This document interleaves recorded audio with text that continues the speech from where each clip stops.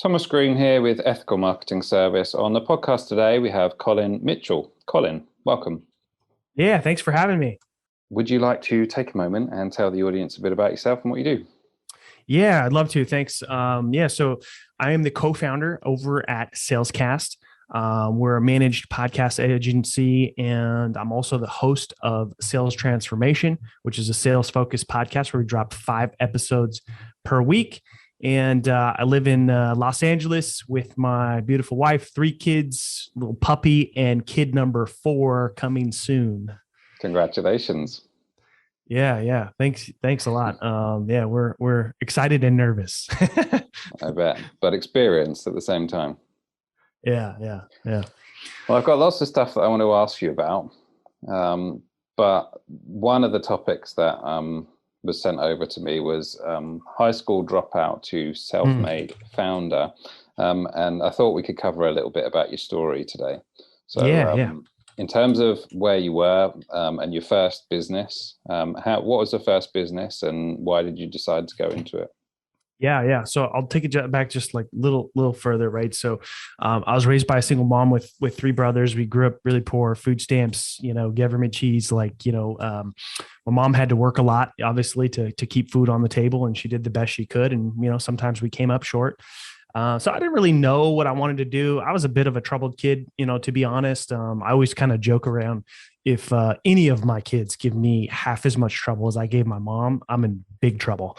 And I didn't have a lot of positive male, role models in my life. Nobody was really telling me like, hey, school's important, education's important. It was like, I barely made it through high school, by the skin of my teeth, stopped going, got my credits, called it a day. My first real job, I was lugging around furniture, and at 20 years old, that's not too bad, getting some sun and staying in shape. But I knew that that was going to probably lead me to a very similar lifestyle that I had growing up, which I clearly didn't want. Like I didn't really know what I wanted to do. I just knew I didn't want to grow up. I didn't want to live poor and check to check. And so I had to beg and plead for my first sales job, literally, with my stepdad, because I wasn't a very responsible young adult. And he, for a long time, I don't think he was really willing to stick his neck out there for me. And so eventually I got my shot, and I made the most out of it. I was the first one in the office, last one to leave every day, worked my tail off, worked my way up to the top of that company, wanted a leadership role. They weren't willing to give it to me. So I left, like any humble salesperson would do, and got a VP of sales position, drove millions of dollars in revenue there for some time, built a team, learned a little more business acumen, made a lot of mistakes, and then eventually started the first company with my wife in 2010. And we grew that company to 5 million in annual revenue in 26 months. There's a couple of bits that really merit a follow-up there. The last one's obvious in terms of going from such a startup to such a success in a small amount of time. But I'm actually really interested in where you started from the bottom in your first sales job, and you say worked your way close to the top, or at least tell me about kind of like what the lessons learned from your perspective there, because it sounds like a very valuable experience. Great question. So, there was not a great training program. The training, I think my first week, it was like, hey, here's a list of names. There's the phone. Here's how you use it. And here's a script, and good luck. Don't use the CRM because it doesn't work. And I'm like, okay. And I just kind of started saying what other people were saying on the sales floor. It was your typical call center, smaller version of maybe what you might be thinking of. And there was just some people that I learned some things. My stepdad worked there, and he told me one thing that I think really stuck with me, and he said, just outwork your competition and you'll be fine. And that's what I did. And, that'll take you so far, but it's, not sustainable forever, obviously. Working long hours, coming in on the weekend. And I just did what it took because I really felt like I had something to prove. And I'm naturally a bit of a stubborn person. So, even if I had maybe a more formal training process, I think I still would have had to learn a lot of things through experience. And a lot of times it was like, saying something stupid on a call and then realizing like, oh, that doesn't work. So I'm not going to say that anymore. And then I had some experiences where I would say things on the phone on these calls, right? Because we're making, 100 plus 150 dials a day. And I would say something on a call that I heard somebody on the sales floor saying, and I'm like, oh, that works. I'm closing deals, getting proposals out, you name it. And then somebody came along and was like, hey, you really shouldn't be saying that. I'm like, what are you talking about? I hear so-and-so saying it all the time. Have you seen his numbers on the board? Have you seen my numbers on the board? And he's like, yeah, but it's not true. You're lying to people. And I'm like, oh, that doesn't feel great. So, there's a certain element of like, you can take what's working for others, but you also got to find your own path and do what feels right as well. It's an interesting balance actually in relation to sales and ethics actually, because I put it in that ballpark. Did you wrestle with that for, what was your conclusion to that particular? Yeah. I mean, I was your typical salesperson that everybody hates. And it was because I just didn't know any better, and eventually that starts to wear on you a bit and you're like, okay, maybe being honest is going to feel better. Right. And ultimately, like, you can, do things to get the sale and pressure people and try to persuade them. And it'll take you so far, but one, you're going to feel like crap. And two, you're going to hit a bit of a ceiling where, it's only going to take you so far. And you realize that there's actually a much easier way to do things. And it's just be yourself, to be honest, to treat people well, and do all of these things that unfortunately aren't really part of a lot of older sales training processes. Yeah, I like the... I heard a quote from Warren Buffett, which is take the high road because there's not much competition there, something like that. I kind of like that one. Yeah. Do you think you took a lot of your energy and drive over to your first business? Oh, absolutely. I had sort of proved that like, okay, I can do sales and be, do well at it. And, but even then, I think first time I was, making six figures, I was like, oh, this is awesome. I'm never going to have to live the way that I, lived growing up. I feel, pretty accomplished at that point. But six figures isn't as much as it used to be, and I definitely wanted more. And it's like, okay, this is good. I can, be comfortable, but buying a house, maybe having a family, doesn't quite get those things done. And so I felt like, starting a business was the next best move. And, even that you're sort of starting back at zero, taking another risk and, have a whole lot of other things to prove. I think that, anybody who is thinking about going down the entrepreneurial route, anybody who's maybe, kicking around the idea of like a side hustle or something like that, like sales is the number one skill that you need to have. Because even if you have the best product, the best service, if you're the best marketer, if you're the best, creative person, like if you can't articulate that to people and you don't know how to sell, then nobody cares. And it kind of reminds me of a conversation that I had previously, and it was someone in a similar position in the sense that doesn't have any skills basically to start with, and owed the success to sales completely in terms of the fact that they got good at it, and then it was incredibly powerful in terms of their success. Remind me again about the first company. What was it in? Yeah, so we were a bit of an IT VAR. So we sold office equipment, supplies, hardware, all kinds of different IT products. Printing supplies was kind of our main bread and butter. And we mostly worked with education and government. And how'd you get into that? So that was my first sales job, doing the same thing. And then when I left that sales job and got the VP of sales position, was doing the same thing, just a different company. And then the first company that my wife and I started together, doing the same thing, but was our own shop. Did you meet your wife at work then? No. Funny enough, I met my wife in a running group, and we used to run marathons and things like that together, and run every Saturday together and every Tuesday together in these groups. And then she was in sales actually, and she was doing recruiting, and just really wasn't loving her job too much. And I was like, why don't you come over here? We're building this team, making some pretty good money. Maybe you can learn a thing or two. I think you'd be good at it. And so she did, and she came and worked there for a little over a year. And then from there, we ended up starting our own business and then getting married and, having all these kids. When did you decide to go out on your own, and what did that look like? Yeah, so it was around 2010, and it was like, our first office was our living room in our 1-bedroom apartment, right? So it's like, going all in on entrepreneurship, keeping those expenses low, trying to minimize the risk. And, we just moved some furniture around, plopped 2 desks in our living room, and, really grinded it out for a while. And then from there, we got our first office, got our first employee. Eventually my stepdad came and sort of, worked with us as well. And he, sort of helped us build out the team and recruit more people. And we, then got another office and outgrew that. And then it was like, hey, can we knock the wall down? We need more space. And eventually, we had about over 20 salespeople, and, grew to 5 million in just a little bit over 2 years. Is it a conscious decision, or did you have to go into entrepreneurship? To be honest, I don't think I'm a great employee.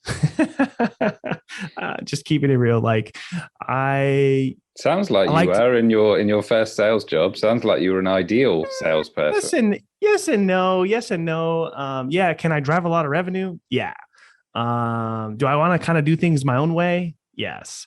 Am I a little bit stubborn? Yes. Do I like to test, experiment, and take risks?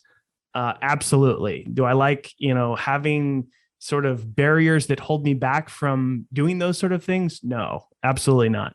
So I would say, yes, I know how to drive revenue, which you would think, okay, that's an ideal, sales hire for a manager.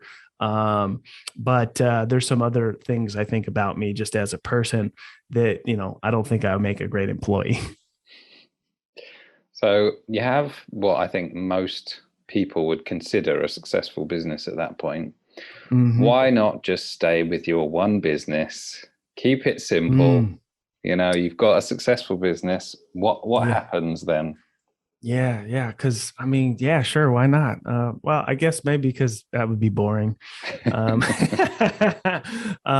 Yeah. So it's an interesting story. So, with that business that we were building from, in a little over 2 years, we built it to 5 million, all sales, we, nothing fancy, didn't spend any money on marketing, really was just, sales. Right. And the most powerful tool that we had in our company was the phone, and we used it a lot, and we had lots of problems. And when you've got very successful salespeople, making, good, 6-figure plus income, and it's dependent on them using that one very important tool, and you have problems like the phones being out, or, the quality of the calls being horrible, right mid pitch and calls drop, these sort of the things that we were dealing with. Like VoIP was not a new technology, but there were still a lot of issues with it, with quality and things like that. And so we switched phone providers like 5 times in that, 2-year period. And I was pretty frustrated, right? Because I'd walk in the office. We, live here. Our office is here in Los Angeles on the West Coast. We did a lot of business on the East Coast. So what that meant is a lot of our sales reps are getting up at 4 a.m, getting to the office by 5 a.m. so that they can call people, at 8 a.m. on the East Coast, and the phones aren't working. They're pretty pissed off. So we had to deal with that a lot. And there was a guy named Luis in our building who was kind of our neighbor. And he's like, I think I can put something together that'll work better for you. And I'm like, I will literally try anything. I don't even care. Whatever it is, just set it up. I'll test it. It's got to work better than, all this other garbage that we've been doing. And it worked well, extremely well. We had no more problems, no more complaints. Everybody's phone time was up. Everybody was happy. Profits were up. And I was like, well, I think there might be other people that have this problem. So we started selling that solution to people. But what we realized is we sort of looked like this product/service company that does a little bit of everything. And that was also because we had also tried to launch some other services that essentially failed. So we realized we really need a different brand, different company for this to be successful. And that's when I launched the Unified Communications Company and scaled that to 6,000 users on that platform. So, and it's predominantly a phone provider? Yep. And then I recently just exited that company, and now I am 100% all in on the newest business that I started with my partner, Chris, called Salescast. And what we do is we work with podcasters, helping them drive revenue through their show. So we handle production, promotion, strategy, but we're really obsessed with helping folks drive revenue through their show. That can mean a lot of different things. And then we also help book people on high quality shows. And then we also have a podcast community for folks that, can't necessarily work with us, but want to, take advantage of, being connected with other peers. You have over 230 people in there, getting tools, resources, being able to ask questions to really, help with them with growing their show and things like that. So I should be particularly listening up for this next one. How do people drive revenue from their podcast then? Yeah. So it's a bit of a tricky question. And it highly depends on what people do and what their goals are, right? So couple examples. All right. The most common one is grow the show, get sponsors. Okay. Takes time. Most people give up before that happens. Grow the show, promote your own stuff, your own program, courses, books, webinars, whatever it is, right? Your listeners, that come and listen, there's a certain level of trust and rapport that's built if they're coming back and listening every week. So they're more than happy to support, anything else that you can provide them where you're adding value. So that's, one way. Another way is more of a direct sales motion. And it's personally my favorite, right? Where you basically use your podcast to still bring on interesting people, still provide education to your listeners, but also to build relationship capital and do that, through getting access to people that would maybe be a little bit harder to otherwise, and building, business relationships, whether that means doing business together, doing, maybe some sort of partnership together, or maybe a mix of both, or even a referral source. There's lots of ways to do this. Also, a really easy way to get started is you can actually charge for guests to come on your show. Not everybody's a fan of this. The biggest concern is usually, well, is that going to diminish the quality of my guests? And it's not. You actually get better quality people in a lot of cases, because the people that are willing to pay, see the value, are typically doing it on a pretty consistent basis, and know how to bring a really good message in an episode. And so there's a lot of different ways that you can do that. One of the things is with this new platform called Guestio, which is pretty awesome.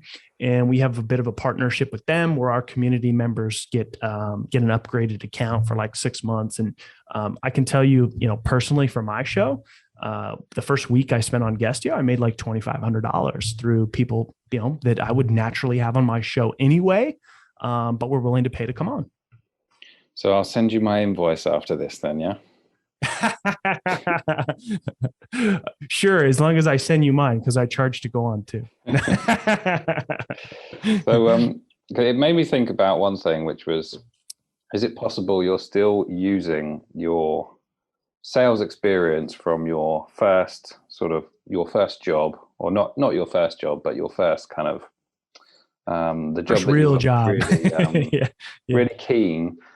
Right now, you're still using those skills right now in your businesses? Absolutely.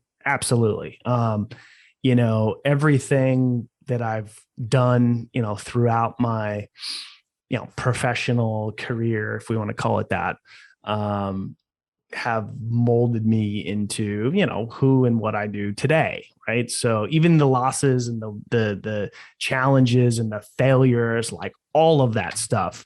And if we want to take it back even further, I would say even the challenging childhood that I had as a kid growing up poor with a dad who spent most of his time in prison and struggled with addiction, and seeing my mom get shot and never, being evicted from places and being embarrassed to be in the grocery store with food stamps because I didn't want my friends to see, and not having money to get new shoes for basketball and all of those things.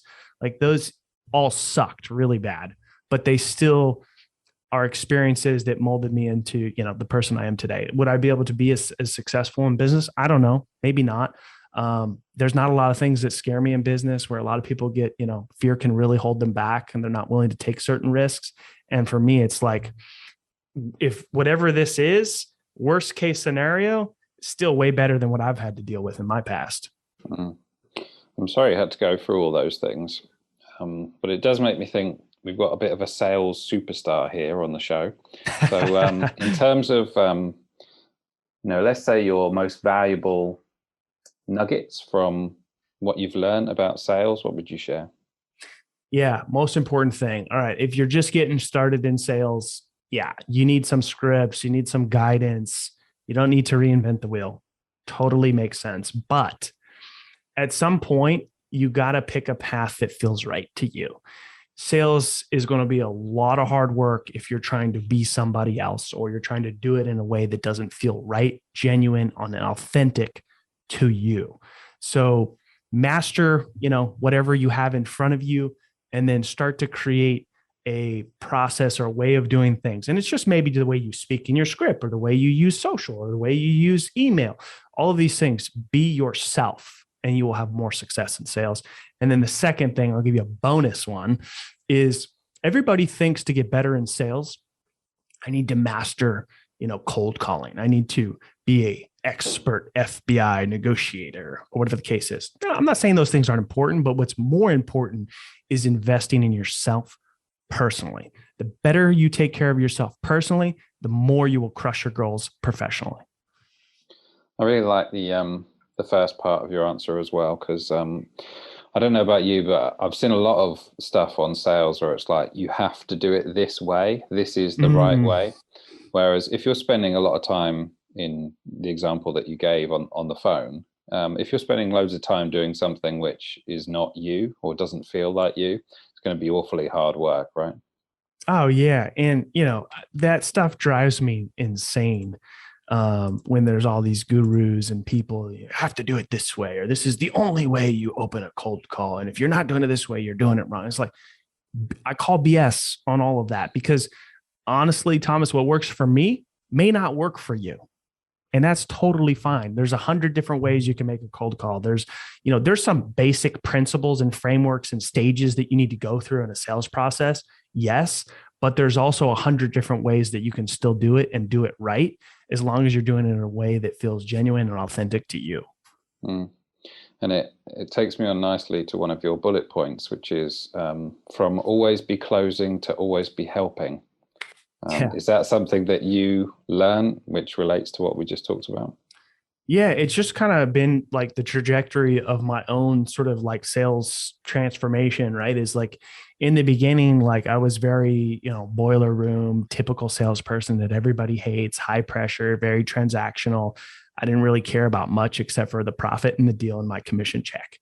And that was just the way I was brought up. And, eventually I got to a point where it was like, didn't feel good. I was sort of capped. I started to sort of like follow other people on social media and read books and podcasts, and got to a place where it was like, I don't really care whether, we do business together. My only goal is to make sure you have a good experience, whether we work together, whether we don't work together, or whether we work together. And at some point, maybe we even stop working together. But the goal is always to just, always be helping, and make sure that the other person in the interaction has a good experience. And that's what I try to teach everybody that I work with today. Do you find that actually you end up doing better as a result of that philosophy? 100%. Absolutely. Because you never know. I mean, sometimes you might spend 45 minutes with somebody who, in the first 5 minutes doesn't have the budget to hire you. But you know what? If you give them some knowledge and some resources, and you give them an experience where like the experience is so good, they feel like they would have paid for that call. Next time they're somewhere else and they do have the budget and they can hire you, or the next time they come across somebody in their network that needs what you do, you better believe they're sending them your way. Yeah, a good way to get referrals, no doubt. Your current business around podcasting, what's a typical, should we say, inquiry look like for you, and how do you help people? Yeah. So in the very beginning of the business, it was a lot of people wanting to start a brand new show. Hey, I don't have a podcast. I want a podcast because of these reasons. And we still do some of that. But I would say the majority of what we do today is, hey, I have a podcast. I'm 30 episodes in, I'm 50 episodes in, I'm 100 episodes in. I've made no money. I'm tired of doing this, but I love it. Can you help me? And that is majority of what we do today. We still do launch new shows as well. But the clear differentiator of somebody who maybe is a good fit to work with us versus maybe somebody who's not is they have a clear goal of wanting to make revenue through the show. Like that is their goal. If it's, hey, this is fun, I enjoy it, it's a hobby, the community is a great place that we've built for people to get support. But it's really hard to justify working with us if there's not a clear path of like, hey, I want this thing to make money. And then we can dig into, okay, how do we do that? What does it look like? This is the strategy. And then, that's basically what we're really focused on. There's a lot of people that can edit podcast content. Some of it's good, some of it's not. I'd like to think that we're, one of the better ones. But that is not why people work with us. People work with us because we grow their show like crazy and we figure out a strategy that can help them drive revenue. And what do you see in terms of the future of the podcasting space? Have you got any thoughts there? Oh, there's a lot of interesting things. I mean, not a big surprise, but, video is becoming a more important piece, right? Spotify with, video podcasts, a lot of these like live, audio room type things, right? LinkedIn's rolling it out. Clubhouse, had it. Everybody's, getting into this audio space now. Netflix getting into podcasts, lots and lots and lots of money being poured into podcasts from big brands, right? So, I mean, that's always a good sign that it's a good space to be in. Because, the attention of a podcaster is more valuable than somebody who's clicking on your ad or reading a blog. And people understand that, there's a lot more trust established. People are plugging you into their ears, giving you their undivided attention in most cases. They have their favorite shows that become part of their routine and their habit, maybe when they're walking their dog in the morning, driving to the office, if that's a thing, on the treadmill. Every time they travel, they're maybe catching up on all their favorite shows. So it's an interesting space. It's a lot of fun. It doesn't feel like work. And they're still, I think the biggest question is a lot of people are like, oh, is it too late? Is it too late to get into podcasting? Absolutely not. Best time to get into podcasting is now. It's not too late. And then the second thing is like, well, how am I going to be different than every other show? Well, because it's your show. Because it's your show, that's how it's going to be different. And so, yeah, I mean, I think anybody who's maybe kicking around the idea is like, should I? Is it too late? Absolutely. And no, it's not too late. There has been in addition to the brands that you were referring to, there's been a celebrity influx of podcasters as well. Have you noticed that? Oh, yeah. I mean, because they have, it's harder and hard. Let's like say celebrity people, right? Or maybe people who have large social influence. It's harder and harder. The reach is getting shorter on the platforms, any platform you want to talk about, Facebook, Instagram, Twitter, TikTok, LinkedIn, whatever. It's really hard to get, only a single digit percentage of your followers are seeing your content on a regular, consistent basis. Unless you're like, a mega celebrity, then the numbers are a little bigger. With a podcast, that's not the case. There's no algorithm change. There's no pay to play. You build a niche audience that you continuously add value to. And there's a bit more of a loyalty there, and you're not fighting for attention. What are your goals with the new business? Our short-term goal is to get to 100 shows that we manage in our network. We manage about 45 shows. We launched 65 last year, to grow the community to 1,000 members. We're at about 250 now. Probably hit those goals this year. Big goal, big mission that drives us is connecting 100 million people to their story through podcasting, and change the way that B2B sales is done through podcasting. Nice. I like it. Is there anything that I should have asked you about today? Well, the only thing that I think is left at this point is to ask anybody who was crazy enough to stick around and listen to me this long, where they might want to connect with me. I got one more for you, because you seem, correct me if I'm wrong, you seem to have a philosophy around failing and how it's the recipe to success. Have you got anything that you can leave us with there? Yeah, a lot of people are scared to fail. And a lot of times what happens, you don't take any risks. And so if you don't take any risks, then you're never going to move forward, right? And you're limiting yourself to success, whatever that means for you. So failure is the recipe to success.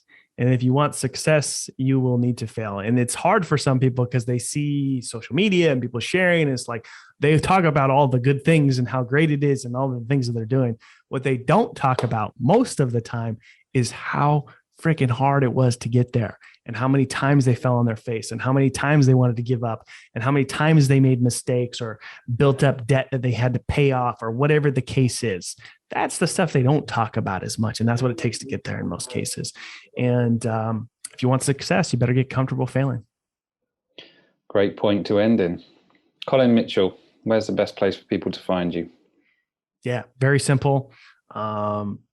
If they want to check out my podcast, they can go to salestransformation.fm. We drop 5 episodes a week.